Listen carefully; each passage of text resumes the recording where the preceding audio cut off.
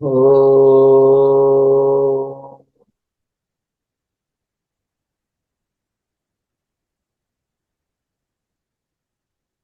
భద్రన్నో అపివాతయమనః. ఓం శాంతి శాంతి శాంతి. So మూడో అధ్యాయం మనం చాందోగ్య ఉపనిషత్తులో చూస్తున్నాము. ఇందులో మొదటి 11 ఖండాలు మధు విద్యగా చెప్పుకున్నాం. అందులో మొదటి మంత్రం చూశాం మనం. మధు విద్య ఇందులో ఆదిత్యోపాసన, ఆదిత్యుణ్ణి మధు అంటే కర్మఫలంగా ఉపాసించడం. ఇందులో ఆదిత్యుణ్ణి సకల ప్రాణుల యొక్క కర్మఫలం సంపూర్ణ బ్రహ్మాది స్తంభ పర్యంతం, బ్రహ్మాది స్తంభ పర్యంత సకల ప్రాణుల యొక్క కర్మఫలంగా చెప్పుకుంటున్నాం. రైట్. సో బ్రహ్మాది అంటున్నప్పుడు బ్రహ్మ హిరణ్య గర్భుడు సృష్టికర్త. ఆ, సృష్టికర్త ఆ హిరణ్య గర్భుడి యొక్క ఉపాసనగా కూడా చెప్పుకుంటాం. ఆదిత్యుడు అంటున్నప్పుడు హిరణ్య గర్భుడే. సో ఆ విధంగా ఇందులో ఆదిత్యుడే మధువు అని, ఆ ద్యూలోకము ఈ ఈ తేనె తుట్ట ఉంటున్నటువంటి కొమ్మగా, అంతరిక్షాన్నే తేనె తుట్టగా, అందులోని సూర్య కిరణాలు ఏవైతే ఉన్నాయో మరీచయ, మరీచయ అన్నప్పుడు సూర్యకిరణాలు, సూర్యకిరణాల చేత పొందినటువంటి జల కణాలు. రైట్. సో ఈ తేమ ఏదైతే ఉందో ఇదంతా కూడా ఈ మరీచి ఈ మధుపుత్రాహ, మధుపుత్రాహ అంటున్నప్పుడు ఈ తేనెటీగల యొక్క గుడ్లు ఇత్యాదులు. రైట్. సో అక్కడ దాకా చూసాం. ఇక పుష్పము ఎక్కడి నుంచి అయితే తేనె సేకరించబడుతుందో ఆ పుష్పము సేకరించేటువంటి ఈ తేనెటీగలు, తుమ్మెదలు, ఇవన్నీ కూడా మళ్ళీ వీటిని వీటిని వీటిని చెప్పాల్సి ఉంటుంది. ఆ తేనె దాచబడేటువంటి వివరాలు ఇవి కూడా ఇక్కడ కొంత చెప్పారు. ఋగ్వేదము, పుష్పమని. రైట్. సో ఇవన్నీ కూడా ఈ ఈ సంపూర్ణ మధు మధు అనేటువంటి ఈ మెటాఫర్, ఈ ఈ రూపకం, ఈ రూపకాన్ని శృతి ఈ విధంగా పూరిస్తాం తర్వాత మంత్రాల్లో. రెండో మంత్రం మనం చూసాము.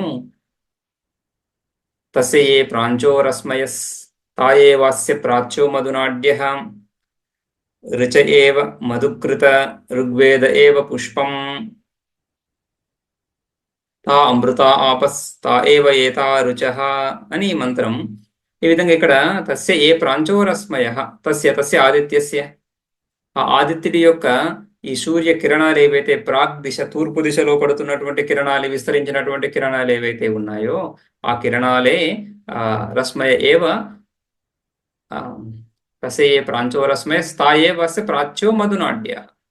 ఈ తేనె తుట్టలో ఉన్నటువంటి ప్రాచ్య తూర్పు వైపు ఆదిత్యుడు విశాలమైనటువంటి స్వరూపము, అందులో తూర్పు దిశలో ఉన్నటువంటి మధునాడ్య, మధునాడులు.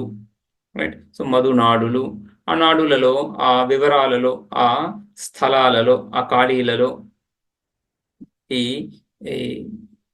తేనె, ఇవన్నీ తేనె తర్వాత ఈ ఈ తేనెటీగల యొక్క గుడ్లు ఇవన్నీ కూడా అక్కడ ఉంటున్నాయి అని ఆ విధంగా మధునాట్య. రుచ ఏవ మధుకృత, రుచ ఏవ ఋగ్వేద ఏవ పుష్పం, ఆ ఋగ్వేదమే పుష్పము. ఆ ఋగ్వేదంలో ఉన్నటువంటి ఋక్ మంత్రాలు ఏవైతే ఉన్నాయో ఋక్ మంత్రాలే మధుకృత. మధుకృత ఆ తేనెటీగలు. సో తేనెటీగలు. ఇక తా అమృతాః ఆపః, తా అమృతాః. సో ఇక్కడ ఈ ఈ ఋగ్వేదము అంటున్నప్పుడు, ఋగ్వేదమే పుష్పము అంటున్నప్పుడు భాష్యంలో చూస్తాము. ఋగ్వేదం అంటే ఋగ్వేదోక్త కర్మ, ఋగ్వేదం ద్వారా చేయబడినటువంటి శస్త్ర స్తోత్ర ఇత్యాది కర్మలు, ఆ కర్మలను తీసుకోవాలి. సో ఆ కర్మలు పుష్పము. ఆ కర్మలను ఆ కర్మల యందు ఏ ఆహుతులైతే విడవబడుతున్నాయో, రైట్, సోమ అగ్ని, సోమ ఆజ్య ఇత్యాది ఆహుతులు ఏవైతే ఇవ్వబడుతున్నాయో, పురోడాశ ఇత్యాది ఆహుతులు ఏవైతే ఇవ్వబడుతున్నాయో అవన్నీ కూడా తా అమృతాః ఆపః. సో సామాన్యంగా ఆహుతులు ద్రవ రూపంగా ఉంటాయి కాబట్టి ఆపహ అని. అమృతాహ అమృతత్వ సాధనలు. అమృతత్వం అంటే ఇక్కడ సాపేక్ష అమృతత్వం, స్వర్గాది లోక ఫలప్రాప్తికి హేతువులై ఉన్నాయి. అందుకని వాటిని అమృతాహ అని. తా అమృతాహ ఆపహ తావా ఏతా రుచః. తావా ఏతాహ రుచః, ఆ తర్వాత ఆ రుచః అనే వాక్యము తర్వాత మంత్రంతో అన్వయం పొందుతా ఉంది. ఏతం ఋగ్వేదం ఇత్యాది. ఆ తర్వాత చూద్దాము. ముందు ఈ భాష్యం చూద్దాం ఇక్కడ. తస్య సవితుః ఏ మధ్వాశ్రయస్య మధునో ఏ ప్రాంచః ప్రాచ్యాం దిశి గతారస్మయః తా ఏవ అస్య ప్రాచ్యః ప్రాగంచనాత్ మధునో నాడ్యో మధునాడ్యః మధునాడ్యైవ మధ్వాధారఛిద్రాణి ఇత్యర్థః. తస్య తస్య అన్నప్పుడు సవితుః, సవిత్రి. ఈ ఆదిత్యుడైతే మనం మధువుగా చెప్పుకుంటున్నామో ఆ ఆదిత్యుడి యొక్క మధ్వాశ్రయస్య, మధు తేనె యొక్క ఆశ్రయము, ఆదిత్యుడినే మనం ఇక్కడ తేనెగా చెప్పుకుంటున్నాము. ఆ విధంగా మధ్వాశ్రయస్య మధునో సవితుః, మధువు యొక్క ఆ తేనె యొక్క ఆశ్రయము, తేనె యొక్క ఆశ్రయము తేనె అంటే తేనె బిందువుల యొక్క ఆశ్రయమైనటువంటి తేనె యొక్క సముదాయ స్వరూపం. సముదాయము తర్వాత సముదాయి, జలరాశి. ఇప్పుడు సముద్రాన్ని జలరాశి, జలాశయము, జలాశ్రయము అని కూడా చెప్పుకుంటాం కదా. సో జలముల యొక్క ఆశ్రయం ఏంటిది? సముద్రం ఏంటిది? దాని స్వరూపం ఏంటి? జలములే.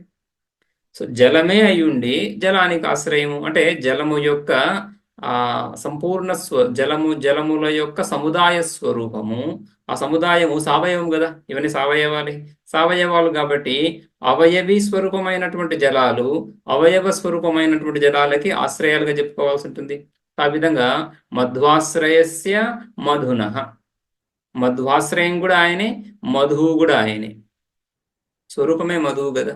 మధువు దాచబడినటువంటి ఇంకొక పాత్ర కాదు. ఒక పాత్రలో మనం ఏ విధంగా అయితే పాలు దాస్తున్నామో, ఒక పాత్రలో ఏ విధంగా అయితే పెరుగు దాస్తున్నామో, ఆ విధంగా ఒక పాత్ర కాకుండా మధువే ఆయనే. తేనె ఆ స్వరూపము. మధ్వాశ్రయం కూడా. మధ్వాశ్రయస్య మధునో సవితుః, అటువంటి ఆదిత్యుడు ఉపాసన కదా. ఆదిత్యుడిలాగా కాకుండా ఆదిత్యుడిని మధువులాగా ఉపాసిస్తున్నాము కాబట్టి మధ్వాశ్రయస్య మధునో, అతడి యొక్క ఏ ప్రాంచః, ఏవైతే ప్రాంచః అంటే ప్రాచ్యాం దిశి గతాః రశ్మయః, ప్రాచీన దిశి ఆ తూర్పు దిశ యందు వ్యాపించినటువంటి ఆ సూర్యకిరణాలు ఏవైతే ఉన్నాయో అవన్నీ కూడా ప్రాచ్యాం దిశి గతాః ఆ రశ్మయః, ఆ సూర్యకిరణాలని ఇక్కడ ప్రాంచః అని చెప్తున్నారు. ప్రాక్ ప్రాంచౌ ప్రాంచః, ప్రాంగ్ ప్రాంచౌ ప్రాంచః, ప్రాంచః ఈ విధంగా ఈ రశ్ములు.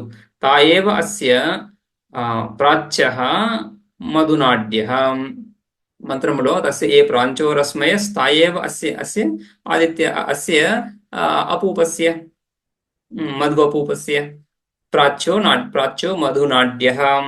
ఆ రశ్ములే ఈ విధంగా మధునాడులుగా భావించాలి అని భావిస్తూ ఉపాసన. తాయేవ అస్య ప్రాచ్యః, ప్రాచ్యః అంటున్నప్పుడు ప్రాగ్ అంచనాత్ ప్రాచ్యః. ప్రాచ్యః శబ్దానికి వ్యుత్పత్తి ప్రాగ్ అంచనాత్. ప్రాగ్ అంటే తూర్పు వైపు వెళ్ళి ఉన్నాయి కదా, అవి తూర్పు వైపు విస్తరించి ఉన్నాయి కాబట్టి ప్రాగంజనాత్ అటువైపు వెళ్ళి ఉన్నాయి కాబట్టి ప్రాచ్యః అనేసి. ప్రాచ్యః మధునో నాడ్యః, మధునాడ్యః మధువు యొక్క నాడులు. మధునో నాడ్యః మధునాడ్యః, మధునాడ్యః కూడా ఇదంతా కూడా ఒక భావన, ఒక కల్పన కాబట్టి ఇవ శబ్దం సర్వత్రా మనకి ఇవ శబ్దం కనిపిస్తూ వస్తుంటుంది. మధునాడ్య ఇవ మధ్వాధార ఛిద్రాణి ఇత్యర్థః. ఆ మధునాడుల వలె మధ్వాధార ఛిద్రాణి, మధువు యొక్క ఆధారభూతమైనటువంటి స్థలాలు. ఆదిత్యుడు మధువు అని చెప్పుకుంటున్నాము. ఆదిత్యుడు ప్రకాశ స్వరూపము, సూర్యకిరణాలు ప్రకాశ స్వరూపాలు. సూర్యకిరణాలు ప్రకాశ స్వరూపాల కంటే వేరుగా ఏమున్నాయి ఇక్కడ? సూర్యకిరణాలు ప్రకాశ స్వరూపాలే. అటువంటి ప్రకాశ స్వరూపాలైనటువంటి సూర్యకిరణాల కంటే ప్రకాశ స్వరూపమైనటువంటి సూర్యుడు వేరుగా ఎక్కడున్నాడు? వేరుగా ఏం లేడు.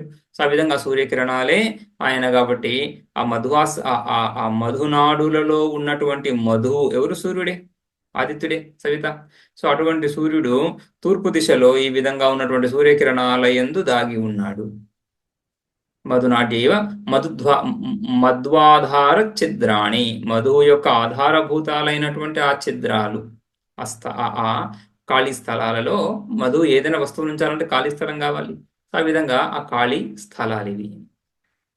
అదేవిధంగా తత్ర రుచ ఏవ మధుకృత అని మంత్రం కదా. రుచ ఏవ మధుకృత, రుక్కులే మధుకృత అంటప్పుడు రుచ అంటే ఏంటి? అది సూత్రం భాష్యంలో. రుచ ఏవ మధుకృతో లోహిత రూపం సవిత్రాశ్రయం మధు కుర్వంతి ఇది మధుకృతో భ్రమరాయివ. సో ఈ రుచ రుచ అంటే రుక్కులు, రుక్కుకు బహువచనం కదా. ఈ రుక్ మంత్రాలు ఏవైతే ఉన్నాయో ఈ రుక్ మంత్రాలే మధుకృత. రుచ ఏవ మధుకృత అంటే మధు కుర్వంతి ఇది మధుకృత. తేనెను తయారు చేసేటువంటి సాధనలు, తేనెను తయారు చేయడమే వాటి పని. సో మధుకృత తేనెటీగలు ఏం చేస్తున్నాయి? తేనెను తయారు చేస్తున్నట్టే తేనెను సేకరిస్తున్నాయి. పుష్పాల దగ్గరికి వెళ్ళి ఆ పుష్ప రసాన్ని తీసుకొని దాన్ని మధువుగా మారుస్తున్నాయి. మధువును, ఆ పుష్పరసం నుంచి మధువును ఉత్పన్నం చేస్తున్నాయి. కాబట్టి ఆ విధంగా మధు కుర్వంతి ఇది మధుకృత. మధుకృత అంటే భ్రమర. మధుకృతో భ్రమరాహ తేనెటీగలు, తేనెటీగల వంటివి. ఏంటివి? రుక్మంత్రాలు తేనెటీగలు కాదు కదా. రుక్మంత్రాల శబ్ద స్వరూపాలు తేనెటీగలు ఎలా అవుతాయి? కాబట్టి వాటి ఎందుకు కల్పన చేయాలి. రుక్మంత్రాల ఎందు తేనెటీగలివి అనేటువంటి ఒక భావన. రుచ ఏవ మధుకృతో లోహిత రూపం సవిత్రాశ్రయం మధు కుర్వంతి అంటున్నప్పుడు ఆ మధు ఏంటిది? ఇది మధు లోహిత రూపం మధు. ఆ ఎర్రనైనటువంటి ఆదిత్యుడి యొక్క రూపము. ఆదిత్యుడు ప్రకాశక స్వరూపము. మనకు కనిపించేటువంటి అన్ని వెలుగులు, అన్ని రకాలైనటువంటి రంగులు, రైట్. ఈ విధంగా నీల, పీత, హరిత ఇత్యాది, హరిత రక్త ఇత్యాది అనేక భేదాలు ఏవైతే ఉన్నాయి ఇవన్నీ కూడా ఆ ఆదిత్యుడి యొక్క రూపాలే. అందులో ఒక రూపం లోహిత రూపం. సామాన్యంగా ఆదిత్యుడి యొక్క రూపాన్ని తేజోతత్వం, ఆదిత్యుడి తేజోతత్వం, తేజోతత్వం యొక్క రూపాన్ని భాస్వర శుక్లంగా చెప్పుకుంటాం. భాస్వర శుక్లం, భాస్వరం అంటే ప్రకాశము, శుక్లం తెలుపు, ప్రకాశవంతమైనటువంటి తెలుపు. ఆదిత్యం మనం చూస్తున్నప్పుడు ఒక తెలుపు వర్ణంగానే భాసిస్తాడు. అంతేకాకుండా తెలుపు వర్ణం కూడా ప్రకాశకంగా ఉంటూ భాస్వర శుక్లమని. నీళ్ళకి, జలాలకి అభాస్వర శుక్లమని. నీళ్ళు కూడా తెలుపు వర్ణమే, కానీ ఆ ప్రకాశ స్వరూపం లేదు వాటిలో, కూడా అభాస్వర శుక్లం అని మనం న్యాయ సిద్ధాంతంలో చూస్తూ ఉంటాం, రైట్. సో ఆ విధంగా శుక్లవర్ణంలో అన్ని వర్ణాలు దాగి ఉన్నాయి కాబట్టి అన్ని వర్ణాలు ఆయనవి. కాబట్టి ఆ విధంగా ఇక్కడ ఎరుపు వర్ణం ఏదైతే ఉందో ఆదిత్యుడిలో లోహిత రూపం సవిత్రాస్త్ర, లోహిత రూపం మధు. లోహిత రూపం ఆదిత్యుడే కదా, ఆదిత్యునే మధు అంటున్నాం కాబట్టి ఆ లోహిత రూపం ఆదిత్యుడికి, అదే విధంగా మధువు కూడా ఎర్రనైనటువంటి ఆ ఆదిత్యుని ఆశ్రయించినటువంటి తూర్పు దిశలో ఉన్నటువంటి ఆ మధువు ఏదైతే ఉందో ఆ మధువును తయారు చేస్తున్న వాళ్ళు మధుకృత. ఎవరు? భ్రమరాహ ఇవ. ఆ విధంగా రుక్ మంత్రాల యందు భ్రమరాలు అనేటువంటి భావన, కల్పన, ఉపాసన. ఆ విధంగా ఉపాసించాలి. యతో రసాన్ ఆదాయ మధు కుర్వంతి తత్ పుష్పం. ఇక దేని నుంచి అయితే రసాన్ని పొంది, రైట్, ఆ దేని నుంచి అయితే రసాన్ని, జలాలు, ద్రవ్యాన్ని పొంది ఆ ద్రవ్యాన్ని మధువుగా వాటి లాలాజలంతో కలిపి మధువుగా చేస్తున్నాయో మధు కుర్వంతి తత్ పుష్పం. ఆ పుష్పం కూడా అది పుష్పము. ఇక్కడ ఉపాసనలో పుష్పమివ పుష్పం ఋగ్వేద. ఈ ఋగ్వేదం ఏదైతే ఉందో ఇదే పుష్పము. కర్మల నుంచే కర్మఫలం ఉత్పన్నం అవుతుంది కదా. మధు అన్నప్పుడు కర్మఫలంగా చెప్పుకున్నాం. ఎక్కడి నుంచి రావాలి? కర్మల నుంచి రావాలి. కర్మలు ఏ విధంగా ఉంటున్నాయి? వేద విహితాలు. ధార్మిక కర్మలు, అధార్మిక కర్మలు, రెండు రకాల కర్మలు. ధార్మిక కర్మలు కూడా వేదంలో చెప్పబడ్డాయి, చెయ్యి అని. అధార్మిక కర్మలు కూడా వేదంలో చెప్పబడ్డాయి, చెయ్యొద్దు అని. రెండు కర్మలు కూడా. సో కర్మల నుంచే కర్మఫలం వస్తుంది. కాబట్టి కర్మలను బోధించేటువంటి ఋగ్వేదం ఏదైతే ఉందో అది కర్మస్థానీయమయ్యి ఈ మధువు యొక్క మధువు యొక్క ఉత్పత్తి స్థానమయ్యి పుష్పంగా చెప్పబడుతూ ఉంది. అందుకని లోకంలో కూడా పుష్పం నుంచి మధువు ఉత్పన్నమవుతా ఉంది. యతో రసాన్ ఆదాయ మధు కుర్వంతి తత్ పుష్పం. దేని నుంచి అయితే ఈ రసాన్ని గ్రహించి మధు ఉత్పన్నమవుతుందో అది పుష్పం. అటువంటి పుష్పమే ఇక్కడ ఋగ్వేదం అని భావించి ఉపాసించు. పుష్పమి సామ్యత, ఆ ఉపమానం తెలుస్తా ఉంది. ఋగ్వేద పుష్పం. తత్ర ఇక ఋగ్వేదం అంటే ఏంటి చెప్తున్నారు. తత్ర ఋగ్బ్రాహ్మణ సముదాయస్య ఋగ్వేదాఖ్యత్వాత్ శబ్దమాత్రాచ్చ భోగ్యరూపరస నిస్రావాసంభవాత్ ఋగ్వేద శబ్దేన అత్ర ఋగ్వేద విహితం కర్మ గృహ్యం. ఋగ్బ్రాహ్మణ సముదాయస్య ఋగ్వేదాఖ్యత్వాత్. ఋగ్వేదము అంటున్నప్పుడు మీమాంసకుల నిర్వచనం సామాన్యంగా ఈ విధంగా వాళ్ళు నిర్వచించారు. అంటే మీమాంసకులు అంటున్నప్పుడు వేదము ముఖ్యంగా పూర్వభాగం యందు నిష్ణాతులు, పండితులు, వాళ్ళు చక్కగా విచారించారు. త్రిగుణాల గురించి మాట్లాడుతున్నప్పుడు సాంఖ్యుల మాట తీసుకోవాల్సి ఉంటుంది. సాంఖ్యులు ఆ త్రిగుణాలు సత్వరజస్తమో గుణాల యొక్క సత్వరజస్తమో గుణాలు అనేటువంటి శాస్త్రాన్ని చక్కగా మథించినటువంటి వాళ్ళు. ఆ విషయంలో వాళ్ళే శాస్త్రజ్ఞులు, వాళ్ళ మాట తీసుకోవాల్సి ఉంటుంది. అదేవిధంగా వేద స్వరూపాన్ని చెప్తున్నప్పుడు మీమాంసకులు ఆ విధంగా నిష్ణాతులు. ప్రమాణ శాస్త్రాన్ని విచారిస్తున్నప్పుడు ప్రధానంగా నైయాయికులను తీసుకుంటాం. యద్యపి మనం నైయాయికులు ప్రతిపాదించినటువంటి అనేక ప్రమాణాల యొక్క నిర్వచనాలను అంగీకరించాం. వాళ్ళు చెప్పినటువంటి అనేక నిర్వచనాలను అంగీకరించాం, కానీ విచారం చేశారు వాళ్ళు. ప్రమాణ శాస్త్రం ఎందు చక్కగా విచారం చేసినటువంటి వాళ్ళు కాబట్టి ప్రమాణ శాస్త్రం గురించి మాట్లాడుతున్నప్పుడు వాళ్ళ విచారాన్ని ఒక ఆధారంగా తీసుకుంటాం. యద్యపి వాళ్ళకంటే మనం వేరు నిర్ణయాలు చెప్పుకున్నప్పటికీ కూడా వాళ్ళు చేసిన నిర్ణయాలు, అనుమాన ప్రమాణం లక్షణం ఏంటి, ప్రత్యక్ష ప్రమాణం లక్షణం ఏంటి, వాళ్ళు దేన్ని ప్రత్యక్షంగా తీసుకున్నారు, వేదాంతులు ముఖ్యంగా వేదాంత పరిభాష గ్రంథంలో ఈ ప్రమాణ విచారం జరుగుతుంది. ప్రత్యక్ష ప్రమాణం ఏంటి, అనుమాన ప్రమాణం ఏంటి, వాటి లక్షణాలు ఏంటి, ఉపమాన ప్రమాణం ఏంటి, ఇంకా ఏమేమి ప్రమాణాలు అంగీకరిస్తారు, అర్థాపత్తి ఏంటి, అనుపలబ్ధి ఏంటి, ఇవన్నీ కూడా అక్కడ వీటి నిర్వచనాలన్నీ కూడా చెప్పడం జరుగుతుంది. విచారపూర్వకంగా న్యాయ సిద్ధాంతాన్ని అక్కడ సంపూర్ణంగా అన్ని ప్రమాణాలు కూడా ప్రత్యక్షం మొదలుకొని శబ్ద ప్రమాణం వరకు నైయాయిక సిద్ధాంతంతో అంగీకరించకుండా వేరే నిర్వచనాలు కొద్దిగా భేదాలు ఉన్నాయి. కొద్దిగా భేదాలు అక్కడ చూపిస్తారు కదా. ఆ విధంగా ఉన్నప్పటికీ కూడా ఆ ప్రమాణ శాస్త్రం గురించి మాట్లాడుతున్నప్పుడు పెద్దపీట నైయాయికుడికి.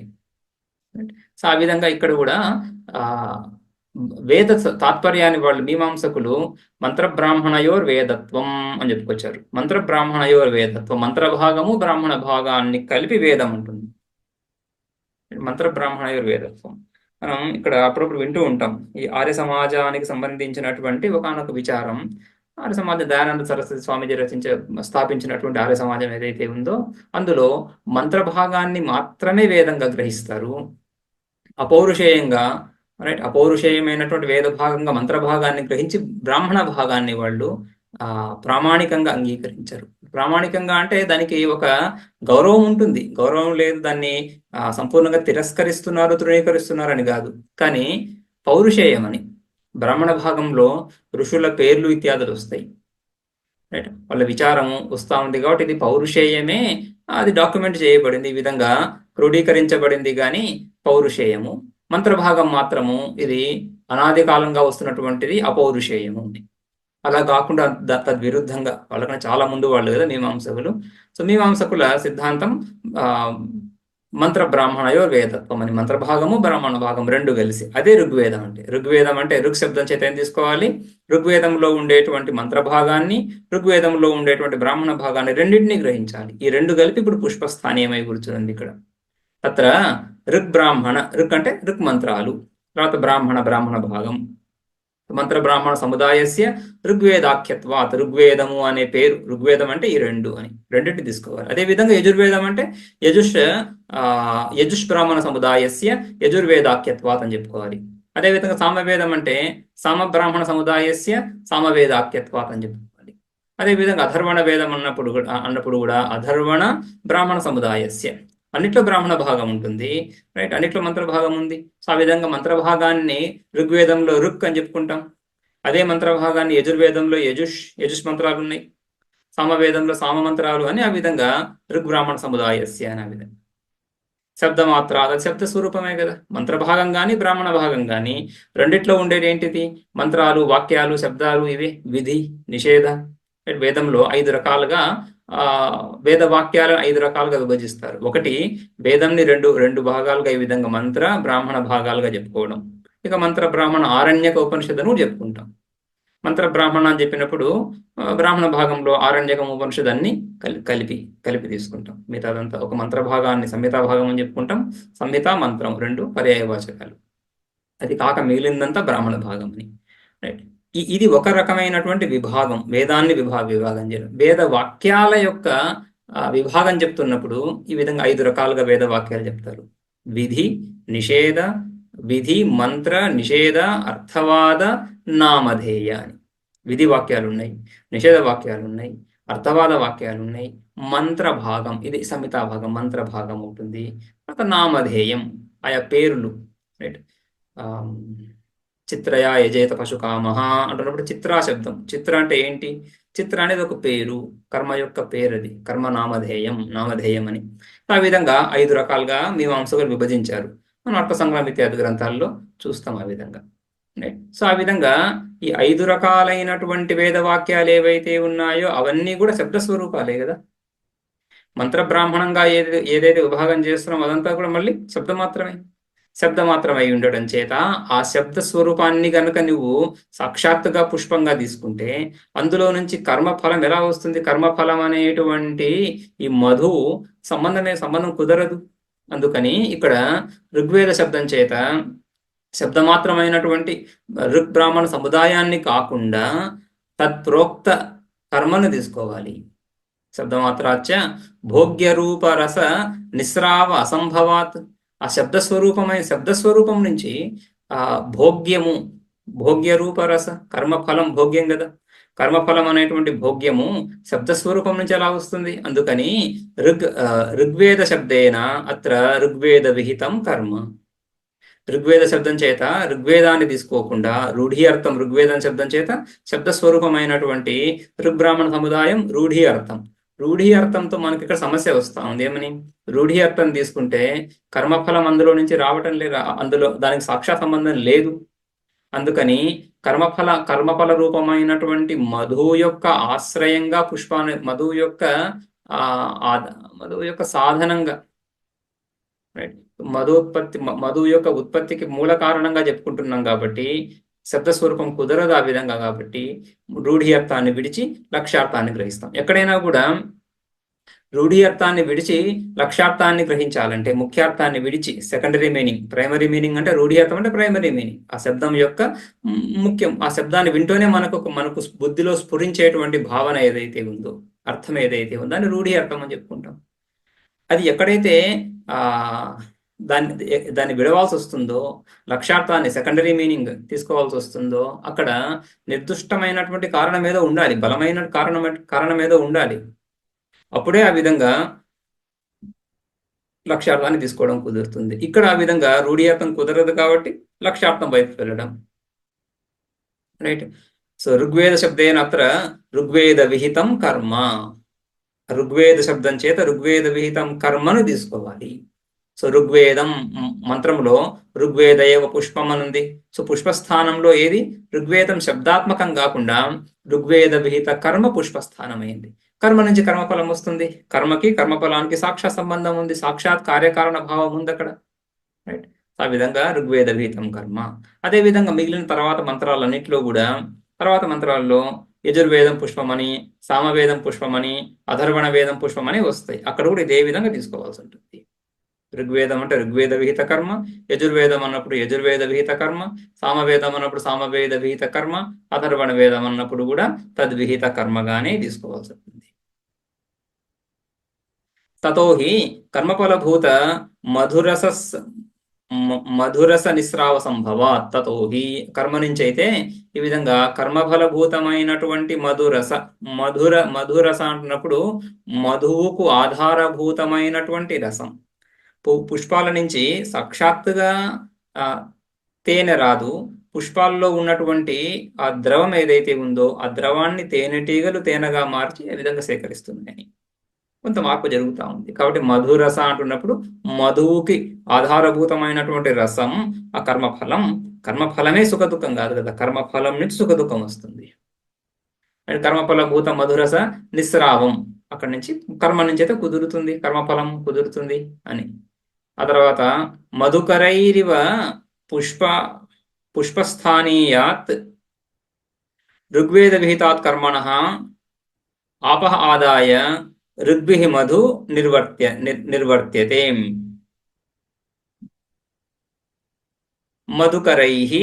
మధుకరైరివ ఋగ్భిః. మధుకరైః అంటే ఋగ్భిః చేత. ఎందుకంటే ముందు మనం రుచ ఏవ మధుకృతః అని చెప్పుకున్నాం కదా. కాబట్టి మధుకరైః ఇవ ఋగ్భిః. ఋగ్మంత్రాలు, ఏ ఋగ్మంత్రాల ఎందైతే ఈ తేనెటీగలు అనేటువంటి భావన చేస్తున్నామో వాటి చేత ఈ పుష్పస్థానీయమైనటువంటిదేది కర్మ, ఋగ్వేద విహిత కర్మ. పుష్పస్థానీయాత్ ఋగ్వేద విహితాత్ కర్మణ, ఆ కర్మ నుండి ఆపహ ఆదాయ, ఆపహ జలాలు, జలాలంటే ద్రవ్య పదార్థం. ఆ ద్రవ్యాన్ని తీసుకొని ఎవరు, మధుకరాలే తేనెటీగల ద్రవ్యాన్ని తీసుకొని మధు నిర్వర్త్యతే, మధును ఉత్పన్నం చేస్తున్నాయి. ఆ తేనెటీగలు ఆ పుష్పాలలో ఉన్నటువంటి ద్రవాన్ని గ్రహించి తేనెను చేస్తున్నాయి. అదేవిధంగా ఋక్ మంత్రాల ద్వారా ఋగ్వేద విహిత కర్మలు అనుష్ఠించబడి, ఋగ్వేద కర్మల అనుష్ఠాన ఫలంగా కర్మఫలం అనేటువంటి మధు ఉత్పన్నమవుతా ఉంది. ఆ కర్మఫలము ఆదిత్యుడి రూపంలో, ఈ ప్రపంచ రూపంలో, ఈ హిరణ్య గర్భుడి రూపంలో ప్రకటమవుతా ఉంది. ఈ మధుకరులు, ఈ తేనెటీగలు అనేక పుష్పాల నుంచి, అనేకమైనటువంటి పుష్పాల నుంచి అనేక తేనె బిందువులను తీసుకువచ్చి తేనెను సేకరించి ఒకచోట పెడుతున్నాయి. అదేవిధంగా అనేక ప్రజలు, అనేక ప్రాణులు, అనేక జీవరాశి అనేక కర్మల ద్వారా ఈ కర్మఫల రూపమైనటువంటి ఈ జగత్తుని నడుపుతున్నాయి. ఈ జగత్ కర్మఫల రూపమైనటువంటి ఈ జగత్తే ఇక్కడ ఆదిత్యుడు. జగత్తులో ఒక భాగాన్ని ఆదిత్యుని తీసుకొని ఉపాసన విధంగా చేస్తుంది. కాత ఆప ఇది ఆహం, ఇక్కడ రుచ ఏవ మధుకృత ఋగ్వేద ఏవ పుష్పం. ఓకే, కాహత ఆప, కాత ఆపహ, ఈ ఆపహ అన్నారు కదా, ఆప ఆదాయ అనేసి. ఇక్కడ దాకా పోలిక అన్ని కుదిరింది. సో ఆప శబ్దానికి అంటే పుష్పాలలో ఉన్నటువంటి ఆ ద్రవం ఏదైతే ఉందో ఆపహ, అవి ఏవి? సో ఉపాసనలో వాటి ఎందు ఏ భావన చేయాలి అని, కాత ఆపహ ఇత్యాహ తా అమృత ఆపహ, తా అమృత ఆపహ, తావా ఏతా రుచః. తా అమృత ఆపహ అంటున్నప్పుడు తా కర్మణి ప్రయుక్తాః సోమాజ్య పయోరూపాః అగ్నో ప్రక్షిప్తాః తత్పాకాభినిర్వృత్తా అమృతార్థత్వాత్ అత్యంత రసవత్యః ఆపో భవంతి.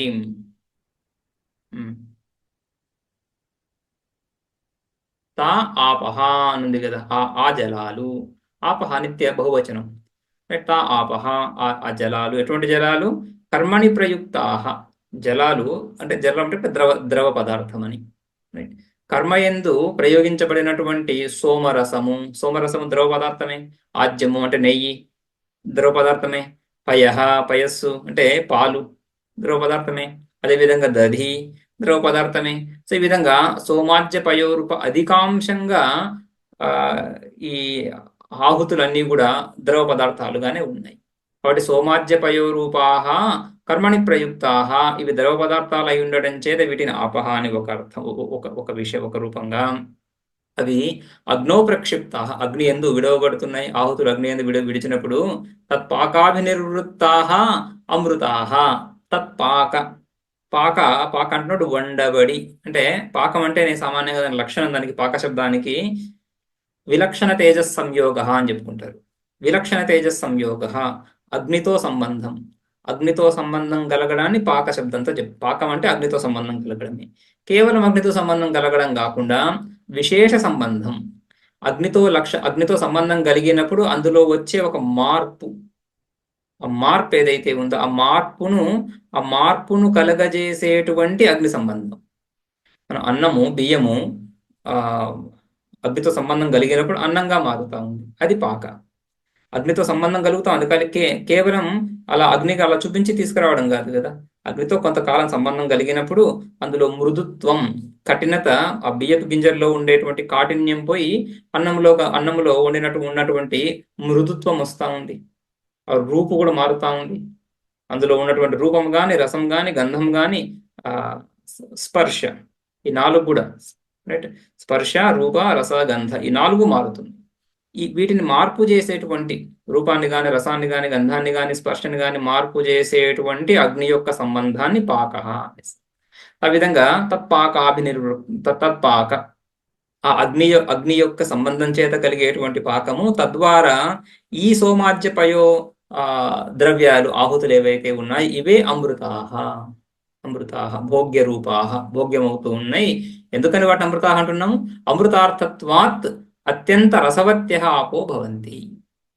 అమృతార్థత్వాత్ అమృతానికి హేతువులు, స్వర్గ హేతువులు అవుతున్నాయి. వాటి ద్వారానే ఇవి కర్మఫలాలుగా చెప్పుకుంటున్నాం కదా. కర్మఫలాల ద్వారానే సుఖం కలుగుతా ఉంది. అమృతం అంటే ఇక్కడ స్వర్గం అని, స్వర్గం అంటే సుఖమని. సో సుఖార్థత్వాత్ అని, సుఖ హేతువులై ఉంటూ అమృతాలని చెప్పబడుతున్నాయి. అత్యంత రసవత్య ఆపో భవంతి. అత్యంత రసవత్తరములైనటువంటి సారాన్ని, రసం అంటే సారము, సారాన్ని కలిగినటువంటివి కర్మ ఫలాన్ని ఇవ్వబోతున్నాయి అని. అందుకని వాటిని అమృతాహ అని చెప్పబడతా ఉంది. ఆపహ ద్రవ్యాలై ఉండడం చేత ఆపహ, అమృతత్వ హేతువులై ఉండడం చేత అమృతాహ. తద్రసాన్ ఆదాయ, ఆ పుష్పములో ఉండేటువంటి ఆ రసాలను తీసుకొని ఏ విధంగా అయితే మధుకరులు తేనెను తయారు చేస్తున్నాయో, అదే విధంగా ఇరుక్ మంత్రాలు కూడా ఆ ఋగ్వేద విహిత కర్మ అనేటువంటి పుష్పం నుండి ఈ ఆహుతులు అనేటువంటి ఆహుతులు కూడా ఎటువంటి ఆహుతులు? అగ్నో ప్రక్షిప్తాహ అమృతాహ. అటువంటి అమృత హేతువులైనటువంటి ఆ రసములను తీసుకొని తద్రసాన్ ఆదాయ తావై ఏతారుచ, ఈ రుక్కులు ఏవవి? మధుకరులు. రైట్. తావై ఏతారుచ పుష్పేభ్యో రసం ఆదదానాహ ఇవ భ్రమరాహ రుచ. రైట్. ఏ విధంగా అయితే ఈ పుష్పాల నుంచి రసాన్ని తీసుకున్నటువంటి మధుకరుల వలె ఈ రుక్ మంత్రాలు కూడా ఋగ్వేద విహిత కర్మల నుంచి ఆ అమృత తుల్యమైనటువంటి కర్మ ఆహుతులు, అగ్నిలో విలువబడినటువంటి ఆహుతులను గ్రహించి రుచ ఏతం ఋగ్వేద విహితం కర్మ పుష్పస్థానీయం అభ్యతపన్. సో ఆ ఋగ్వేద విహితం కర్మ, ఋగ్వేద విహిత కర్మని పుష్పంగా చెప్పుకున్నాం. ఆ పుష్పస్థానీయమైనటువంటి ఆ కర్మతో సంబంధం ఉంది ఋగ్మంత్రాలకి. ఋగ్వేద విహిత కర్మలకి సాక్షా సంబంధం ఉంది. సో కర్మలు ఏవైతే ఉన్నాయో వైదిక కర్మలు, ఆ మంత్రాల ద్వారానే కర్మలను చేయవలసి ఉంది. రైట్. సో ఆ విధంగా ఋగ్వేద విహితం కర్మ పుష్పస్థానీయం అభ్యతపన్ అభితాపం కృత్యవత్య. ఏ విధంగా అయితే ఆ పుష్పాలలో వేడి కలిగిస్తున్నాయో ఈ మధుకరులు, ఆ విధంగా ఈ మంత్రాలు కూడా కర్మల నుండి ఈ విధంగా వేడి కలిగించి అభితాపం కృతవత్య ఇవ ఏతాహ రుచ కర్మణి ప్రయుక్తాః. ఏతాహ రుచ, ఈ రుక్కులు ఏవి రుక్కులు? కర్మణి ప్రయుక్తాః, కర్మయందు ప్రయోగించబడుతున్నటువంటి రుక్మంత్రాలు. రుక్మంత్రాలు మంత్రాలు కర్మలతో పాటుగానే ఉచ్చారణ జరుగుతూ ఉంది. మంత్రోచ్చారణ ద్వారానే కర్మలకి మంత్రోచ్చారణకి సంబంధం ఉంది. ప్రయోగ దశలో మంత్రైరేవ అనుస్మర్తవ్య అని, మంత్రము ద్వారానే అను పశ్చాత్ అంటే మంత్రోచ్చారణానంతరం స్మర్తవ్య. ఈ కర్మ చేయాల్సి ఉంది కదా, ముందు మంత్రోచ్చారణ, ఆ తర్వాత కర్మ. జలానయన ప్రక్రియ ఉంది, జలానయనం నీళ్లు తీసుకురావడం ఏదైతే ఉందో దానికి మంత్రోచ్చారణ. రైట్. ఇషేత్వా చినత్తి అని మంత్రం చెప్తూ ఆ పలాస శాఖను తీసుకొస్తున్నాడు ఋత్విక్. పలాస శాఖ ఏదైతే, పలాస వృక్షం, ఆ వృక్షం యొక్క శాఖ ఏదైతే కావాల్సి ఉంటుందో దాన్ని తీసుకురావడానికి ముందు మంత్రైరే అనుస్మర్తవ్య, మంత్రోచ్చారణ తర్వాత కర్మను తీసుకొస్తున్నాడు. ఆ విధంగా రెండింటికి సంబంధం ఉంది. ఆ విధంగా అటువంటి రుచ ప్రయుక్తాః కర్మణి ప్రయుక్తాః రుచ, కర్మయందు ప్రయోగించబడినటువంటి ఆ రుక్కులు ఈ పుష్పస్థానీయమైనటువంటి ఋగ్వేద విహిత కర్మని ఈ విధంగా అభితాపం చేసి ఏం చేస్తున్నాయి? తర్వాత మంత్రం. రైట్. ఋగ్విహి మంత్రై శస్త్రాద్యంగభావం ఉపగతై క్రియమాణం కర్మ మధునిర్వర్తకం రసం ముంచతి ఇది ఉపపద్యతే. పుష్పానివ భ్రమరై ఆచూష్యమానాని తదే తదాహ. అవతరణిక కొద్ది సంబంధం ఈ రెండో మంత్రం మూడో మంత్రానికి. ఋగ్భిహి మంత్రై, ఋక్ మంత్రాలు ఏవైతే ఉన్నాయో ఈ ఋక్ మంత్రాలు శాస్త్రాది అంగభావం ఉపగతై. శస్త్రం అంటున్నప్పుడు శస్త్రము స్తోత్రము అని ఈ మంత్రాలు రెండు రకాలుగా చెప్పుకుంటాం. శస్త్రము స్తోత్రము, ఈ రెండిటికి గీతి భేదం. గీతి అంటే ఆ స్వరంతో పాటు చెప్పడం, స్వరం లేకుండా చెప్పడం. ఆ విధంగా శస్త్రాది అంగభావం ఉపగతై, శస్త్రాది ఆదిపతం చేత స్తోత్రం కూడా, శస్త్రము స్తోత్రము ఇత్యాదులలో అంగభావాన్ని, ఇత్యాదుల్లో భాగమవుతున్నాయి మంత్రాలు. మంత్రాన్నే శస్త్రంగా పఠిస్తారు. మంత్రాన్నే స్తోత్రంగా, కొన్ని మంత్రాలను శస్త్రంగాను, కొన్ని మంత్రాలను స్తోత్రంగాను పఠిస్తున్నారు కదా. కాబట్టి శస్త్రాదుల యందు భాగమే అవుతున్నాయి మంత్రాలు. అటువంటి శస్త్రాది అంగభావం ఉపగతై పొందినటువంటి మంత్రాల చేత క్రియమాణం కర్మ చేస్తారు. కర్మలు ఇవి మంత్రాల ద్వారా. అటువంటి కర్మ మధు నిర్వర్తకం రసం ముంచతి. ఆ కర్మ ఈ విధంగా రసాన్ని ఇస్తుంది. ఎటువంటి రసాన్ని? మధు నిర్వర్తకం రసం, మధువును తయారు చేసేటువంటి రసం. అంటే ఈ కర్మల ద్వారా ఆహుతులు సమర్పించబడుతున్నాయి. అంటే సామాన్యంగా ఋక్ మంత్రాలు దేవతాస్తుతి, ద్రవ్యస్తుతి, ఈ విధంగా స్థుతుల రూపంగానే ఉంటున్నాయి. సో వీటి ద్వారా వీటి స్తుతించిన తర్వాత ఆయా కర్మలు, ఆయా ఆహుతులు ఆయా దేవతలకు ఇస్తున్నారు. రైట్. సో అక్కడ ఆ రసం, ఆ ద్రవ్య పదార్థం ఏదైతే ఉందో అది కర్మఫలంగా అవ్వబోతా ఉంది. దాని ద్వారానే కర్మఫలం కలుగుతా ఉందని, అది నిమిత్తం కదా కర్మఫలానికి. అని ఆ విధంగా మధు నిర్వర్తకం రసం ముంచతి ఇది ఉపపద్యతే భ్రమరైః ఇవ ఆచుష్యమాణాని పుష్పాణి. భ్రమరైః ఆచుష్యమానాని పుష్పాని ఇవ ఉపపద్యతే. ఈ విధంగా ఈ రుక్కులని భ్రమరాలుగా పోల్చడం, ఋగ్వేద విహిత కర్మని పుష్పంగా పోల్చడం, ఆ తర్వాత తాహ ఆపహ అంటూ ఆ అగ్నిలో విడవబడుతున్నటువంటి ఆహుతులని ఆపహ అమృతాహ అని చెప్పడం ఉపపద్యతే. సంపూర్ణంగా ఈ పోలిక సమన్వయాన్ని పొందుతా ఉంది, చక్కగా కుదురుతా ఉంది. ఎందుకంటే ఆ లోకంలో కూడా భ్రమరాలు, తేనెటీగలు ఈ విధంగా తేనెను పుట్టించేటువంటి ప్రక్రియ ఇలాగే ఉంది అని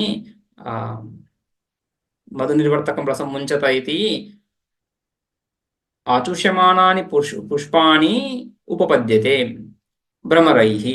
9వ చేతి ఈ విధంగానే కలుగుతుంది కాబట్టి ఉపపద్యతే, చక్కగా కుదురుతుంది పోలిక. తదేతదాహ, ఈ విషయాన్ని తర్వాత మంత్రం చెప్తా ఉంది. ఏమని? తాహ ఆపహ అని ఉంది కదా ముందు మంత్రంలో, తా అమృత ఆపస్తావా ఏతా రుచయః అని.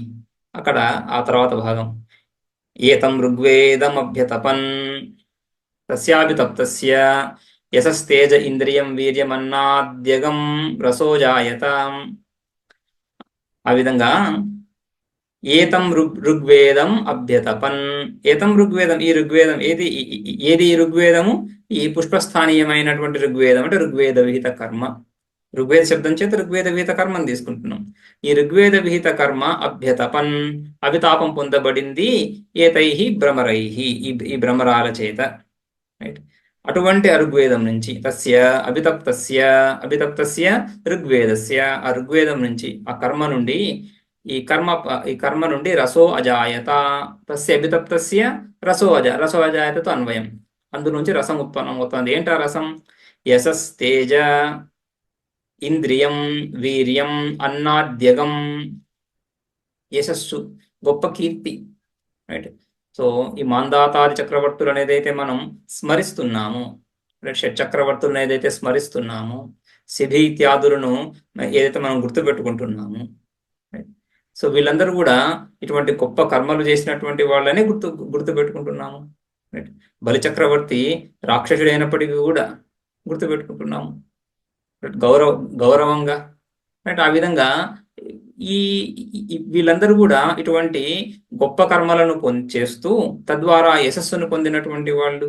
సో ఆ యశస్సు ఈ కర్మల నుంచి ఉత్పన్నమవుతా ఉంది. ఎక్కడి నుంచి? ఈ ఋగ్వేద విహిత కర్మల నుండి.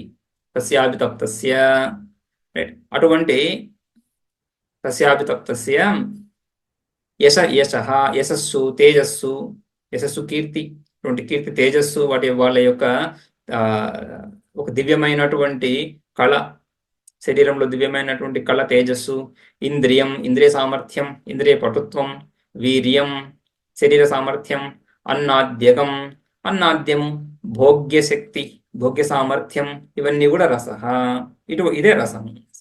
యశస్తేజ ఇంద్రియ వీర్యం అన్నాద్యగం రస తత్రసో అజాయత. అటువంటి ఆ అమృతాహ అని చెప్పుకున్నాం కదేవి, ఈ విధంగా ఉత్పన్నమవుతుంది. తస్య ఋగ్వేదస్య అభితప్తస్య అటువంటి ఋగ్వేద విహిత కర్మ. కోసౌ రసః యః ఋంమధుకరాభితప్తా ఋంమధుకరాభితాపాన్ తాపనిసృతః ఇతి ఉచ్యతే. అయితే ఈ రసః తా తా తా అమృత ఆపహ అని ముందు మంత్రంలో చూశాం కదా. సో ఈ ఆపహ అమృతాహ అని చెప్పినటువంటి ఆ రసః ఏంటిది? అది తా అమృత ఆపస్ తావా ఏతా కాతా ఆపహ అని ప్రశ్న. కాతా ఆపహ ఏంటి ఆపహ అన్నప్పుడు తా అమృత ఆపహ అనేసేసి ఏంటి ఆపహ అంటున్నప్పుడు చెప్తున్నారు ఇక్కడ కా అసౌ రసః యః ఋంమధుకర అభితాపనిసృతః ఇతి ఉచ్యతే. ఋంమధుకర అంటున్నప్పుడు ఋక్మంత్రాలనే మధుకరాలుగా భావిస్తున్నాము. ఋక్మంత్ర రూప ఈ తేనెటి ఋక్మంత్ర రూపంలో ఉన్నటువంటి తేనెటీగలు, ఋక్మంత్రాలే తేనెటీగలుగా అటువంటి ఋక్మంత్రాల చేత అభితాపనిసృత అభితప్త పుష్పం అభితప్తం పుష్పం. సో అభితాపమైనటువంటి పుష్పం ఏంటి? కర్మ, ఋగ్వేద కర్మ. అందులో నుంచి నిసృతమైనటువంటివి అని ఏదైతే చెప్పబడుతున్నాయో ఆపహ ఏంటివి అవి? కోసౌ రసః అంటున్నప్పుడు ఆ రసః లోకంలో పుష్పాల్లో స్పష్టం, దృష్టాంతం ఎప్పుడు స్పష్టంగా ఉండాలి కదా. దాష్టాంతికంలో ఎక్కడైతే మనం ఉపాసన చేస్తున్నామో అందులో ఏ అంశాన్ని ఏ విధంగా భావించాలనేటువంటిది స్పష్టం చేయాలి. లోకంలో స్పష్టంగా ఉంది. లోకంలో పుష్పము తర్వాత తేనెటీగలు, తేనె, అందులో ఆ మధువులు, పుష్పరసాలు ఇవన్నీ కూడా స్పష్టంగా ఉంటుంది. సో పుష్పరసాలు ఇక్కడ ఈ ఋగ్వేద విహిత కర్మల్లో ఈ పుష్పరసాలు ఏంటివి? ఋగ్వేద విహిత కర్మను పుష్పంగా తీసుకోవడం వరకు బానే ఉంది. ఋక్మంత్రాలను కూడా తేనెటీగలుగా తీసుకోవడం బానే ఉంది. ఆ తర్వాత మధువుని కర్మఫలంగా చెప్తున్నాము. ఈ మధ్యలో ఋగ్వేద విహిత కర్మల నుండి ఉత్పన్నమైనటువంటి రసాలు ఏవైతే ఉన్నాయో అవి వాటిని ఏ విధంగా భావిస్తున్నారు అని, రైట్? అవేంటివి అవి చెప్తున్నప్పుడు ఇక్కడ యసః అని, యశస్తేజ ఇంద్రియ వీర్యం అన్నాద్యగం, ఇవి రసః, ఇవే అందులో ఉత్పన్నమవుతున్నటువంటి రసాలు.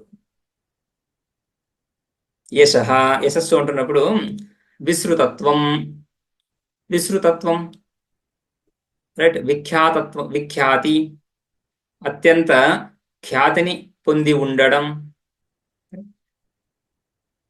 విస్తృతత్వం, విస్తృతంగా తెలిసి ఉండడం.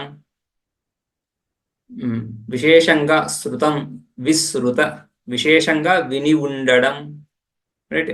ఇత్యాది ఈ శ్రీమాందాతాదులను మనం విశేషంగా విని ఉన్నాం. ఆ విధంగా విస్తృతత్వం. తేజస్సు దేహగత దీప్తి, దేహములో ఉన్నటువంటి ఒక విశేషమైనటువంటి దీప్తి, కాంతి. ఇంద్రియం సామర్థ్యోపేతై ఇంద్రియై అవైకల్యం, ఇంద్రియ అవైకల్యం, ఇంద్రియాల యందు వికలత లేకపోవడం ఇంద్రియం అని. ఇంద్రియం అంటే ఇంద్రియం ఉండడము అని కాకుండా ఇంద్రియాలలో సామర్థ్యోపేతై సామర్థ్యభరితమైనటువంటి ఇంద్రియాలు ఉండడం, సమర్థమైనటువంటి ఇంద్రియాలు ఉండడం. అవైకల్యం. వీర్యం కూడా మళ్ళీ సామర్థ్యం, బలం ఇది అర్థ. శారీరక బలం, సామర్థ్యం, శారీరక మానసిక. అన్నాద్యం అంటున్నప్పుడు అన్నం చ తద్ ఆద్యం చ ఏన ఉపభుజ్యమానేన అహని దేవానాం స్థితి స్యాత్ తదన్నాద్యం. అన్నం చ తత్ ఆద్యం చ. అన్నాద్యం అంటున్నప్పుడు ఇక్కడ అన్నాద్యాన్ని మళ్ళీ రెండు పదాలుగా తీసుకొని అన్నము, ఆద్యము.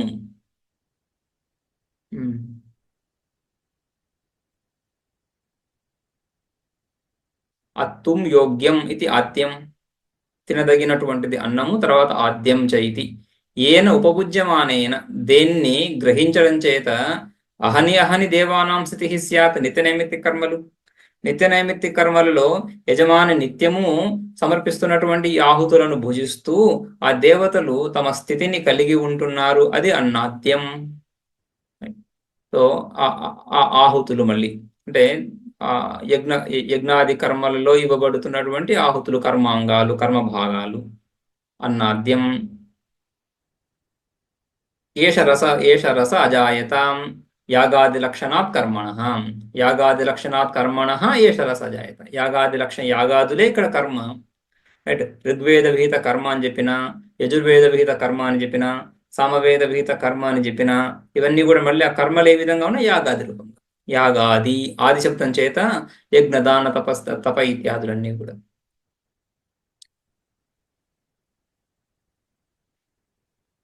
ఏష రస జాయత యాగాది లక్షణ కర్మ. ఆ యాగాది లక్షణమైనటువంటి ఆ కర్మ ఋకాది మంత్రాల చేత నిర్వర్తించబడుతుంది కర్మ, పుష్పస్థానీయము.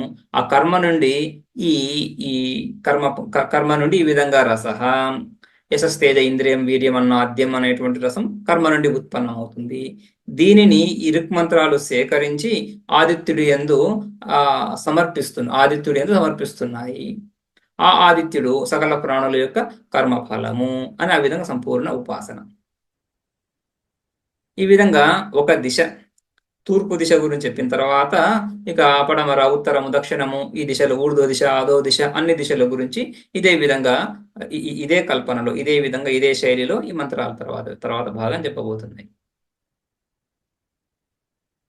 నాలుగో మంత్రం చూద్దాం. తద్వ్యక్షరత్ తదాదిత్యం అభితోశ్రయత్ తద్వా ఏతద్ యదేతదాదిత్యస్య రోహితగం రూపం తత్ తత్ రసం. ఆ రసం ఏదైతే ఈ విధంగా ఉత్పన్నమైందో వ్యక్షరత్, రైట్. వి అక్షరత్, అక్షరత్ అంటే వెళ్తుంది. క్షరధాతువు గతిని చూపిస్తూ విశేషంగా వెళ్తా ఉంది. తద్వ్యక్షరత్ ఎక్కడికి? తద్ ఆదిత్యం అభితోశ్రయత్. తద్ ఆదిత్యం అభిత, ఏదైతే వెళ్తూ ఉందో ఎలా వెళ్తా ఉంది? ఆదిత్యం అభిత. ఏ విధంగా అయితే మనకు ఈ తీగలు లతలు పెరుగుతున్నప్పుడు ఆదిత్యుడు ఏ వైపు అయితే సూర్యరశ్మి పడుతూ ఉంటుందో ఆ వైపే పెరుగుతూ వెళ్తూ ఉంటాయి. ఆ విధంగా ఈ కర్మఫలాలు కూడా ఆదిత్యుని చేరుకుంటుంది. ఆదిత్యుడే మధువు, ఆదిత్యుడే కర్మఫలము. సో ఆ విధంగా ఆదిత్యుడి యొక్క ఆయా భాగాలను నింపుతున్నాయి, ఆయా భాగాలను సంపన్నం చేస్తున్నాయి. రైట్. ఆ విధంగా తద్వ్యక్షరత్ తద్ ఆదిత్యం అభితో అశ్రయత్. అది తద్వా ఏతత్ యదేతద్ ఆదిత్యస్య రోహితగం రూపం తద్వా ఏతత్. ఈ కర్మఫలం ఏదైతే ఈ కర్మఫల రూప ఋగ్వేద రూప పుష్పము నుంచి, ఋగ్వేద విహిత కర్మరూప పుష్పం నుంచి ఉత్పన్నమైనటువంటి ఈ రసం ఏదైతే ఉందో తూర్పు దిశలో, ఇది ఈ కర్మ ఋగ్వేద విహితం అని చెప్పుకుంటాం కదా, ఇది ఆదిత్యుడి యొక్క తూర్పు దిశలో ఉన్నటువంటి రోహితగం రూపం. అందుకని ఇక్కడ రోహితగం రూపం ఇక్కడ వచ్చింది కాబట్టి ఆ ముందు మంత్రంలో కూడా మనకు రోహితం అని చెప్పారు అక్కడ భాష్యంలో. రుచ ఏవ మధుకృతో లోహిత రూపం సవిత్రాశ్రయం మధుకుర్వంతి అని అక్కడ లోహిత రూపం, ఇక్కడ తర్వాత నాలుగో మంత్రంలో రోహితగం రూపం వస్తూ ఉంది కాబట్టి.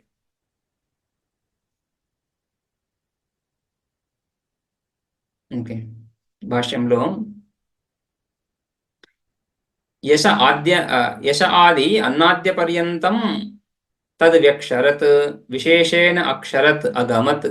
ఈ విధంగా తత్ అంటున్నప్పుడు రసం అని చెప్పుకున్నాం కదా. ఏంటి ఆ రస అంటున్నప్పుడు ఇక్కడ యశస్తేజ ఇంద్రియం వీర్యం అన్నాద్యగం రస అని చెప్పుకున్నాం. ఇవన్నీ కూడా యశస్తేజ ఇంద్రియం అన్నాద్యగం అనేటువంటివి కూడా యశ ఆది అన్నాద్య పర్యంతం, యశస్సు నుంచి మొదలుకొని అన్నాద్యం వరకు చెప్పబడినటువంటి ఈ రసం, ఇది తచ్చబ్దంతో దాన్ని తీసుకోవాలి. సర్వనామం కదా, సర్వనామం ఎప్పుడు కూడా దానికి సన్నిహితంగా ఉన్నటువంటి విషయాన్ని సూచిస్తుంది. తత్ వ్యక్షరత్ విశేషేణ అక్షరత్ అగమత్ వెళ్తా ఉంది. వెళ్ళేటెళ్ళింది. గత్వాచ తత్ ఆదిత్యం అభిత పార్శ్వత పూర్వభాగం సవితు అశ్రయత్ ఆశ్రితవదిత్యర్థ. సో ఈ రసం ఈ కర్మల నుండి ఉత్పన్నమైనటువంటి కర్మఫలం అనేక ప్రాణుల ద్వారా చేయబడినటువంటి ఫలమంతా కూడా ఈ విధంగానే పయనిస్తూ ఆదిత్యుని చేరి ఆదిత్యుడి యొక్క పూర్వభాగాన్ని ఆశ్రయించింది, పూర్వభాగమై గుర్చుంది. ఆ సూర్యరశ్ములు మధునాడ్య అని చెప్పుకున్నాం. మధునాడ్య అంటున్నప్పుడు మధు స్థాపింపబడేటువంటి వివరాలుగా చెప్పుకున్నాం. అక్కడ వెళ్ళి కూర్చుంది, ఆ విధంగా సేకరించబడింది. అముష్మిన్ ఆదిత్యే సంచితం కర్మఫలాఖ్యం మధు భోక్ష్యామహే ఇత్యేవం హి యశ ఆది లక్షణ ఫల ప్రాప్తయే కర్మాణి క్రియంతే మనుష్యైః కేదార నిష్పాదనం ఇవ కర్షకైః. ఈ విధంగా అముష్మిన్ ఆదిత్యే, ఈ ఆదిత్యుడి యందు, ఈ ఆదిత్యుడి యందు ఈ కర్మఫలాఖ్యం మధు, ఈ కర్మఫలాలన్నీ కూడా సంచితం, చీచయనే ధాతు, సేకరించబడి ఉన్నాయి, ఒక చోట ఏకత్రీకృతమై ఉన్నాయి. అముష్మిన్ ఆదిత్యే కర్మఫలాఖ్యం మధు సంచితం. అటువంటి ఈ కర్మఫలం మధు, దీనిని భోక్షామహే ఇది, ఈ కర్మఫలాన్ని నేను పొందుతాను, పొందెదనుగాక అని. ఇది ఏవం హి యశాది లక్షణ ప్రాప్తయే, ఈ కర్మఫలం ఏముంది, మధు కర్మఫలం. కర్మఫలం ఏంటిది? అది అక్కడ ఆదిత్యుడి యొక్క తూర్పు దిశ, తూర్పు భాగమైనటువంటి కర్మఫలం ఇదే, యశస్సు ఇత్యాదులు, రైట్. సో ఈ విధంగా చెప్పినటువంటి యశస్, తేజ, ఇంద్రియం, వీర్యం, అన్నాద్యగం, ఇవే కదా. ఈ ఈ కర్మఫలాన్ని పొందేటువంటి ఉత్సాహంతో, పొందాలనేటువంటి ఇచ్ఛతో యశ ఆది లక్షణ ఫల ప్రాప్తయే కర్మాణి క్రియంతే మనుష్యై, కర్మాణి క్రియంతే మనుష్యై, మనుషులు ఈ విధంగా కర్మలు చేస్తున్నారు, పుణ్యకర్మలు చేస్తున్నారు, వీటిని పొందడానికి.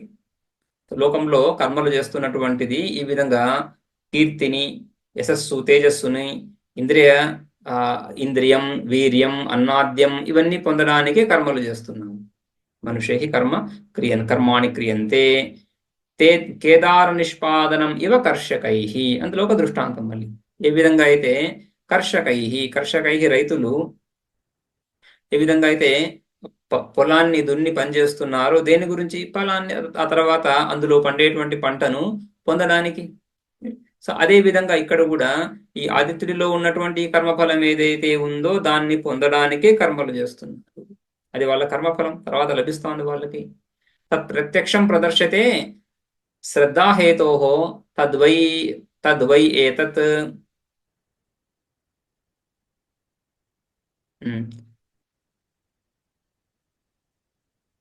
తద్వ్యక్షరత్ తదాదిత్యం అభితో అశ్రయత్ తద్వా ఏతద్ అని ఉంది కదా ఇక్కడ. తద్వా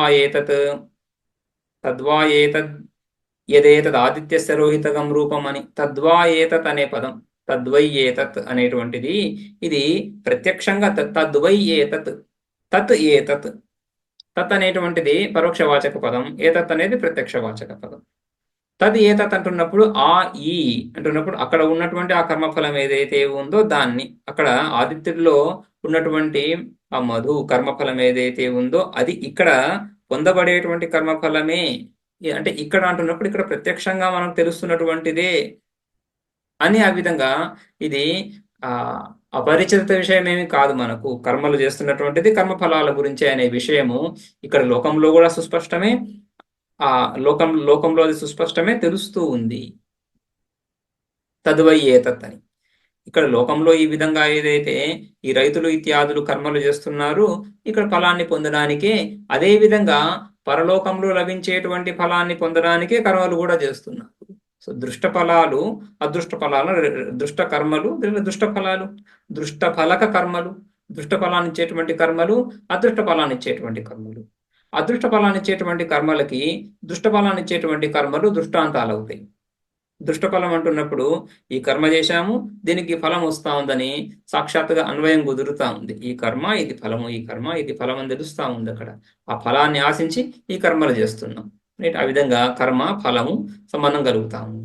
అదేవిధంగా అదృష్ట ఫలం కూడా, ఈ కర్మ ఈ ఫలము అది ఇక్కడ లభించడం లేదు, ఇప్పుడు లభించేటువంటి ఫలం కాదు, కానీ ప్రమాణం చేత, శబ్ద ప్రమాణం చేత తెలుస్తా ఉంది.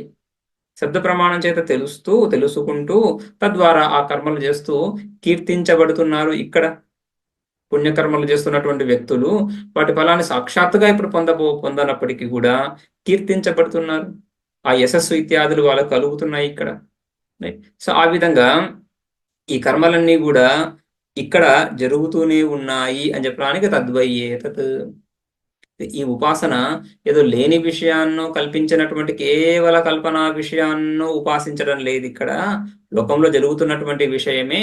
దీన్ని ఒక సమగ్ర రూపేణ, ఒక సంపూర్ణంగా, ఒక వ్యక్తిగా కాకుండా సకల వ్యక్తుల యొక్క కర్మఫలాత్మకమైనటువంటి ఈ హిరణ్య గర్భుణ్ణి, ఈ ఆదిత్యుణ్ణి ఉపాసిస్తున్నాము, రైట్. మనకు పరిచయం లేనటువంటి, జీవితంలో తారసపడనటువంటి విషయం కాదు ఇది అని చెప్పడానికి తదేతత్, తద్వయ్యేతత్. కిం తత్ ఏదేతద్ ఆదిత్యస్య ఉద్యతో దృశ్యతే రోహితగం రూపం.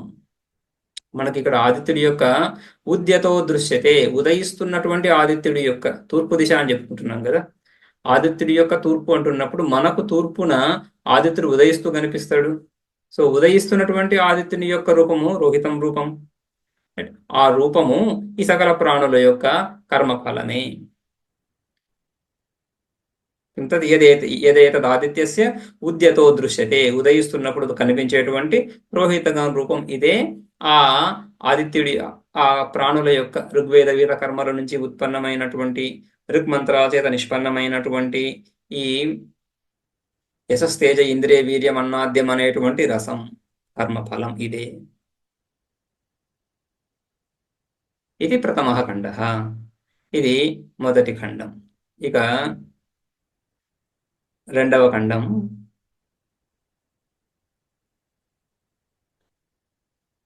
ఈ మొదటి ఖండంలో ప్రతి మంత్రము ఈ విధంగా ఆ పోలిక ఇవన్నీ కూడా స్పష్టంగా చూపించడం జరిగింది భాష్యకారుల చేత. ఈ తర్వాత రెండవ ఖండము మూడవ ఖండం ఇత్యాదులన్నీ కూడా ఏ విధంగా అయితే ఋగ్వేద విషయంలో చెప్పుకున్నామో అదే విధంగా యజుర్వేద విషయంలో, సామవేద విషయంలో, అధర్వణ వేద విషయంలో కూడా చెప్పబడుతుంది. అందుకని క్లుప్తంగా ఉంటాయి ఈ ఖండాలు. ద్వితీయ ఖండ. అత ఏస్య దక్షిణారస్మయస్ తాయేవాస్య దక్షిణా మధునాడ్యో యజుగంశేవ మధుకృతో యజుర్వేద ఏవ పుష్పం తా అమృత ఆపహాం. అదేవిధంగా అథ ఏ అస్య ఆదిత్యస్య, ఈ ఆదిత్యుడి యొక్క దక్షిణారశ్మయ, దక్షిణ దిశలో ఉన్నటువంటి ఈ కిరణాలు ఏవైతే ఉన్నాయో రశ్మయ అంటున్నప్పుడు రశ్ములలో ఉన్నటువంటి రశ్మయ, ఠీకే, దక్షిణారశ్మయ తాయేవస్య దక్షిణా మధునాడ్య, అవే ఆ ఆదిత్యుడి యొక్క దక్షిణ దిశలో ఉన్నటువంటి మధునాడులు. మధువు యొక్క ఆశ్రయాలు, మధునాడులు. యజుగంశి ఏవ మధుకృత, యజుగంశి యజుష్మంత్రాలు. యజుష్మంత్రాలు ఏవైతే ఉన్నాయో అవే ఈ మధుకరులు, తేనెటీగలు. యజుర్వేద ఏవ పుష్పం, యజుర్వేదమే పుష్పము, యజుర్వేద విహిత కర్మ.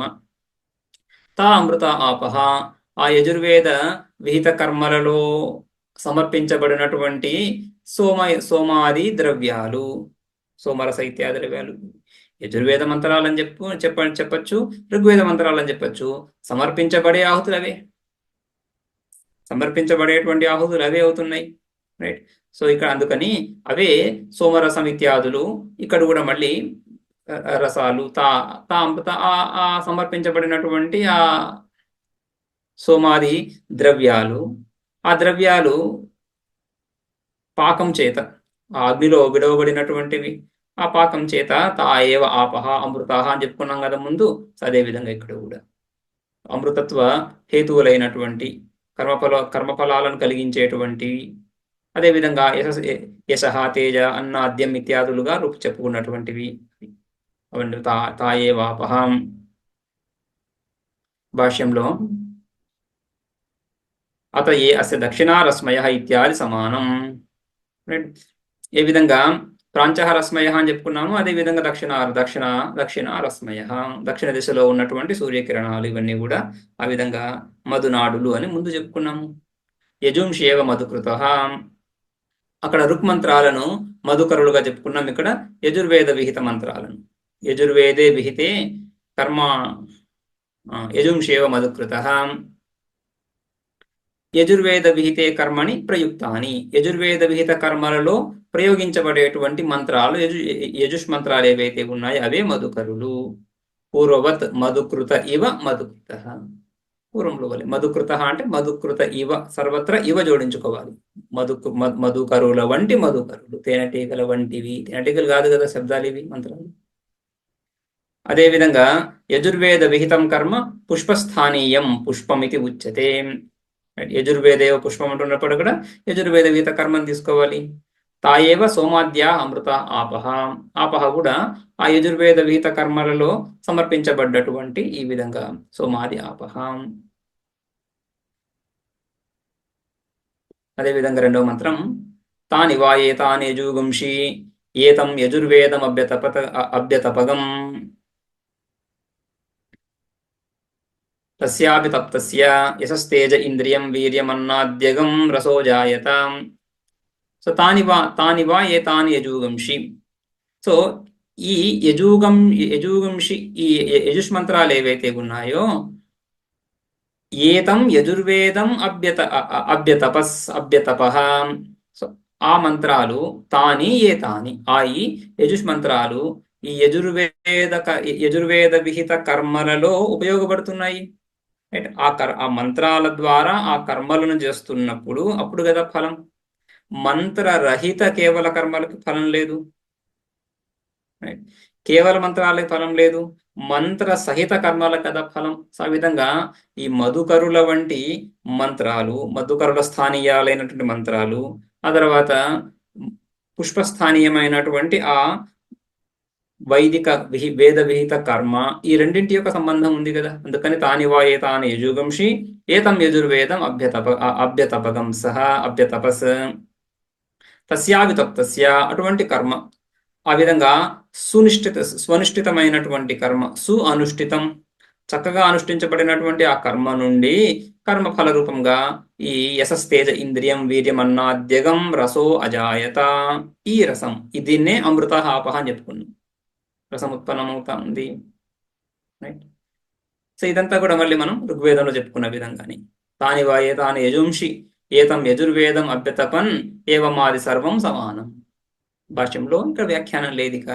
సో ముందు విధంగా చెప్పుకున్నట్లే ఈ విధంగా ఈ ఏతాని యజుంషి ఈ యజుర్మంత్రాలు ఏతం యజుర్వేదం అభ్యతపన్ ఈ కర్మలను నిష్పన్నం చేసి తద్వారా కర్మఫల రూపంగా ఈ విధంగా యశస్తేజ ఇత్యాదులను ఉత్పన్నం చేస్తా ఉంది.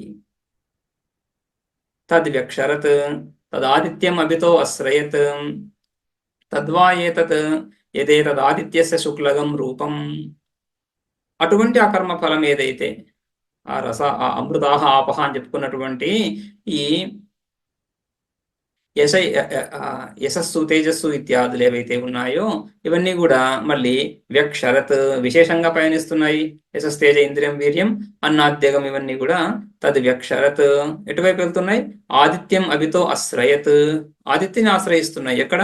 తద్వా ఏతత్ యదేతద్ ఆదిత్యస్య శుక్లగం రూపం తద్వ్యక్షరత్ తదాదిత్యం అభితో అశ్రయత్. సో ఆదిత్యుని చేరుతున్నాయి అంటున్నప్పుడు ఇక్కడ దక్షిణారస్మయ అని చెప్పుకున్నాం కదా. సో దక్షిణ దిశలో దక్షిణ భాగము అని దక్షిణ భాగాన్ని చేరి తద్వాయేతద్ ఆదిత్యస్య శుక్లగం రూపం ఆదిత్యుడిలో కనిపిస్తున్నటువంటి శుక్ల రూపం. రైట్.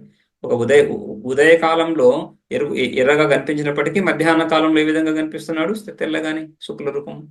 ఆ విధంగా ఆ స్వరూపం ఏదైతే ఉందో అది ఈ కర్మఫలమే, ఈ యజుష్మంత్రాల చేత పొందినటువంటి కర్మఫలంగా భావించాలి. దాన్ని పొందడానికే మనుష్యులు ఇక్కడ మళ్ళీ కర్మలు చేస్తున్నారు.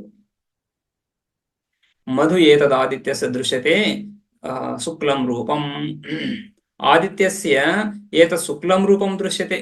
ఈ ఆదిత్యుడిలో ఈ తెలుపు వర్ణం ఏదైతే మనకు కనిపిస్తుందో అది మధు ఏతత్, అది ఈ మధువే, ఈ కర్మఫలమే, ఈ యజుర్వేద విహిత కర్మల ద్వారా పొందినటువంటి ఫలమే. ఆ విధంగా ఉపాసన. ఇది ఉపాసన చెప్పుకుంటున్నప్పుడు దృష్టాంతము దాష్టాంతికము రెండు తీసుకున్నాము. అయితే ఋగ్వేద విహిత మంత్రాలకు వేరే ఫలము, యజుర్వేద విహిత మంత్రాలు వాటి కర్మలకు వేరే ఫలము, అలా కాదు. సంపూర్ణ కర్మకి ఒకటే ఫలం. ఒకే కర్మలో ఋగ్మంత్రాలు, యజుష్మంత్రాలు, సమమంత్రాలు అన్నీ ప్రయోగించబడుతున్నాయి. ఉపాసన గురించి ఈ విధంగా మనం ఈ కర్మల యొక్క ఫలం, ఈ మంత్రాల యొక్క ఫలం అలా చూస్తున్నాం. కానీ కర్మ ఒకటి. ఆ కర్మలో ఇవన్నీ కూడా కర్మాంగాలు. కర్మఫలం. ఈ కర్మఫలాత్మకమైనటువంటిదే ఆదిత్య రూపం, ఈ కర్మఫలాత్మకమైనటువంటిదే విరాట్ స్వరూపం, హిరణ్య గర్భ స్వరూపం అని ఉపాసన తాత్పర్యం. ఇక తృతీయ ఖండం తర్వాత క్లాస్లో చూద్దాం.